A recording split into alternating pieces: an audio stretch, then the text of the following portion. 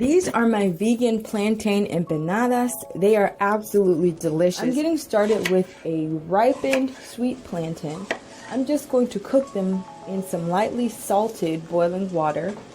Once they're nice and cooked, I am going to mash them. If you have a potato masher, by all means use that, but I'm going to use my stand mixer to mash them. Allow it to cool down to room temperature, and we are getting started with the filling.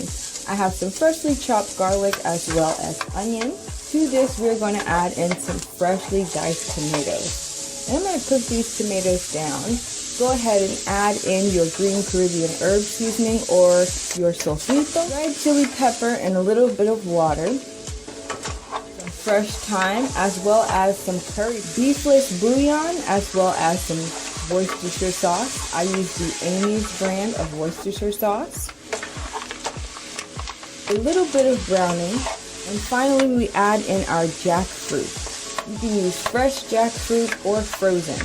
I don't recommend the canned just because it does have a flavor that is very distinct, and it is not easy to cook that flavor out or to infuse the jackfruit. Now this step is optional. I'm going to add in some lima beans. Go ahead and spread your mashed plantain to a piece of plastic wrap.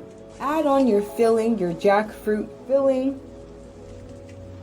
Go ahead and close it up. These are ready to fry. Cook these until they are nice and golden brown.